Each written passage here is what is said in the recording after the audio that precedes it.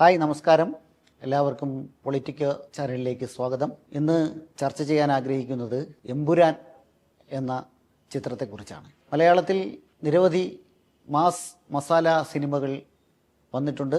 പ്രത്യേകിച്ച് മോഹൻലാൽ അഭിനയിക്കുന്ന നിരവധി സൂപ്പർ ഹിറ്റ് ചിത്രങ്ങൾ, മാസ് ചിത്രങ്ങൾ ഒക്കെ വന്നിട്ടുണ്ട്. ഇന്ത്യ രാജ്യത്ത് ബാഹുബലി പോലെ വലിയ പണച്ചിലവിൽ നിർമ്മിച്ചിട്ടുള്ള നിരവധി സിനിമകൾ വന്നിട്ടുണ്ട്.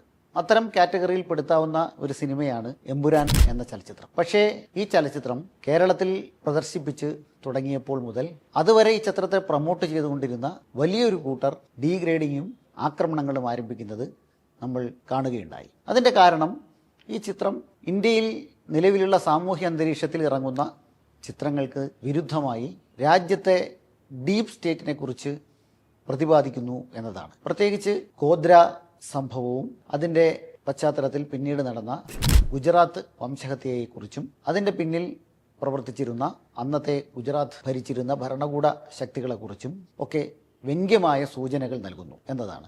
അതിലാരുടെയും പേരൊന്നും പറയുന്നില്ലെങ്കിലും വളരെ കൃത്യമായി ആരിലേക്കാണ് വിരൽ ചൂണ്ടുന്നത് എന്ന് വ്യക്തമാണ്. നിലവിൽ രാജ്യത്ത് നിരവധി പ്രൊപ്പഗണ്ട സിനിമകൾ സംഘ് പരിവാറിന് വേണ്ടി ഇറക്കിയിട്ടുണ്ട്. സമാനമായി സംഘ് പരിവാർ വിരുദ്ധമായിട്ടുള്ളൊരു പ്രൊപ്പഗണ്ട സിനിമയായിട്ടാണ് ഈ സിനിമയെ വ്യാഖ്യാനിക്കുന്നവരുമുണ്ട്. എന്തായാലും അത് കേരളത്തിൽ വലിയ ചർച്ചയായി എന്ന് മാത്രമല്ല, എമ്പുരാൻ എന്ന് പറയുന്ന ചിത്രത്തിൽ നിന്ന് 24 ഭാഗങ്ങൾ വെട്ടിമാറ്റുന്നതിലേക്ക് അതെത്തി. ഈ സിനിമ ഇറങ്ങിയപ്പോൾ ഞാൻ ഈ സിനിമയെക്കുറിച്ച്, ഇതിൻ്റെ കഥയെക്കുറിച്ചോ ഒന്നും ഇവിടെ പറയുന്നില്ല. ഈ സിനിമ ഇറങ്ങിയപ്പോൾ കേരളത്തിലെ BJP പ്രസിഡന്റ് രാജീവ് ചന്ദ്രശേഖർ പറഞ്ഞത് സെൻസർ ബോർഡിലെ RSS നോമിനികൾക്ക് വേണ്ടത്ര ശ്രദ്ധയില്ലാതായിപ്പോയി എന്നതാണ്.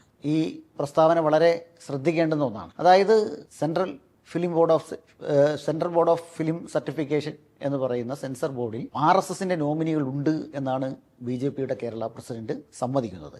എന്ന് മാത്രമല്ല, RSS നോമിനികൾ രാഷ്ട്രീയമായി സിനിമകളെ കത്രിക വെക്കാൻ വേണ്ടി അവിടെ പരിശ്രമിക്കണം എന്നത് അവരുടെ ദൗത്യമാണ് എന്നുകൂടിയാണ്. ആ ദൗത്യത്തെ RSS നോമിനികൾ ചെയ്തില്ല എന്നതിലാണ് വിമർശനം ഉന്നയിച്ചത്. അതിനിടെ BJPയുടെ ഒരു ജില്ലാ നേതാവ് എറണാകുളത്ത് ഹൈക്കോടതിയിൽ കേസ് കൊടുക്കുകയുണ്ടായി, ചിത്രം നിരോധിക്കണമെന്ന്.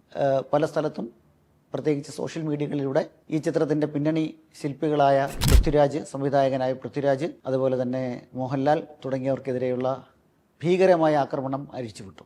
മുരളി ഗോപി അടക്കം, ഇതിൻ്റെ സ്ക്രിപ്റ്റ് എഴുതിയിട്ടുള്ള വ്യക്തിയാണ് മുരളി ഗോപി അടക്കമുള്ളവർക്കെതിരെ ഭീകരമായ സൈബർ ആക്രമണം അഴിച്ചുവിട്ടു. പിന്നീട് ഒന്നാം ദിവസം സിനിമയെ അനുകൂലിച്ച മേജർ രവി എന്ന സിനിമാ സംവിധായകനും പഴയ പട്ടാളക്കാരനും BJP സഹയാത്രികനുമായ വ്യക്തി 2 ദിവസം കഴിയുമ്പോൾ ഈ ചിത്രത്തിനെതിരെ വലിയ വിമർശനവുമായി രംഗത്ത് വരുന്നതും കാണാൻ കഴിഞ്ഞു. അങ്ങനെയുള്ള വ്യത്യസ്തങ്ങളായിട്ടുള്ള സംഭവങ്ങൾ അരങ്ങേറിയതിന് ശേഷമാണ് സിനിമാ നിർമ്മാതാക്കൾ തന്നെ സ്വയം ഈ ചിത്രത്തിന് കത്രിക വെച്ചത്. ഇതിൽ കത്രിക വയ്ക്കാൻ കാരണം ഒരു കാര്യം, സാധാരണ സിനിമയെ പോലെയുള്ളൊരു സിനിമ എല്ലാ സിനിമകളെയും പോലെയുള്ള മാസ് സിനിമകളിൽ സാധാരണഗതിയിൽ സ്വീകരിക്കാറുള്ള മസാല മിക്സുകളെല്ലാം ചേർത്ത ഒരു മസാലപ്പടം മാത്രമാണ് യഥാർത്ഥത്തിൽ എമ്പുരാൻ എന്ന സിനിമ.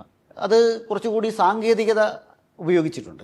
വലിയ പണം ചെലവിടാൻ കഴിയുന്നതുകൊണ്ട് പല രാജ്യങ്ങളിലായി ഷൂട്ട് ചെയ്യുകയും പലതരം ആധുനിക സാങ്കേതിക വിദ്യകൾ ഉപയോഗിക്കുകയും ചെയ്തതുകൊണ്ട് അതിൻ്റേതായ മികവ് അതിനുണ്ട്. പക്ഷെ അതേസമയം ഈ സിനിമ ലോകോത്തര സിനിമയായി പറയാൻ കഴിയുന്ന ഒന്നല്ല. മലയാള സിനിമകളിൽ തന്നെ ഇതിനേക്കാൾ എത്രയോ നല്ല സിനിമകൾ ധാരാളമായി ഓരോ വർഷവും ഇറങ്ങുന്ന ഒരു നാടാണ് കേരളം. പക്ഷേ ഇത്രയും പണച്ചെലവിൽ സൂപ്പർ താരങ്ങളെയൊക്കെ അണിനിരത്തി, വിദേശ താരങ്ങളെയൊക്കെ അണിനിരത്തി നടത്തിയിട്ടുള്ള ഈ ചിത്രം കേരളത്തിൽ പ്രദർശിപ്പിച്ച് മുന്നോട്ട് പോകണമെങ്കിൽ സംഘ് പരിവാറിൻ്റെ അനുവാദം വേണ്ടി വരും എന്ന നിലയിലേക്ക് വന്നു. ഇത് കേരളീയ സമൂഹത്തിൽ, ഈ സിനിമയെക്കുറിച്ചല്ല, കേരളീയ സമൂഹത്തിൽ വലിയ അപകടത്തിൻ്റെ ഒരു സൂചനയാണ്. അതായത് സംഘ് പരിവാറിനെ സാംസ്കാരികമായി ഇഷ്ടമില്ലാത്ത ഒരു കാര്യവും കേരളത്തിൽ മുന്നോട്ട് പോകില്ല എന്ന വലിയ തെളിവാണ് എമ്പുരാൻ എന്ന ചിത്രത്തിലെ 24 ഭാഗങ്ങൾ വെട്ടിമാറ്റിയത്.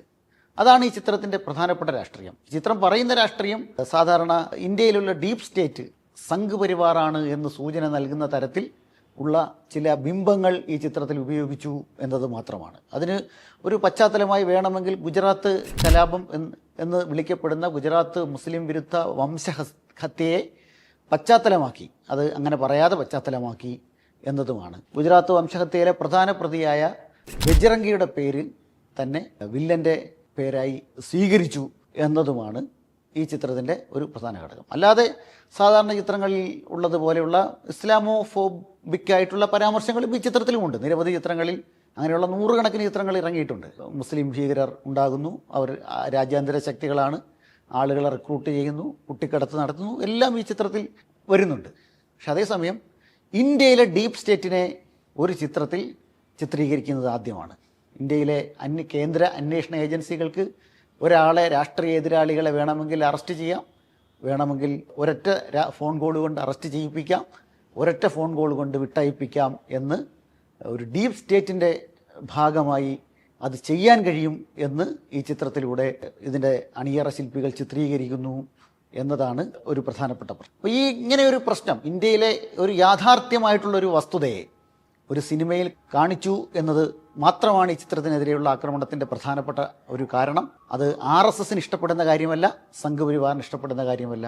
അങ്ങനെ സംഘപരിവാറിനും RSSനും ഇഷ്ടപ്പെടാത്ത ഒരു സാംസ്കാരിക അടയാളങ്ങളും ഈ രാജ്യത്തുണ്ടാകാൻ പാടില്ല എന്ന ഫാസിസ്റ്റ് ചിന്ത കേരളത്തിൽ എത്ര ആഴത്തിൽ വേരോടിയിട്ടുണ്ട് എന്നത് ഈ ചിത്രം സൂചിപ്പിക്കുന്നുണ്ട്. ഈ ചിത്രത്തിൻ്റെ പുറത്തിറങ്ങിയതിന് ശേഷം ഉണ്ടായിട്ടുള്ള കോലാഹലങ്ങൾ സൂചിപ്പിക്കുന്നുണ്ട് എന്നതാണ്.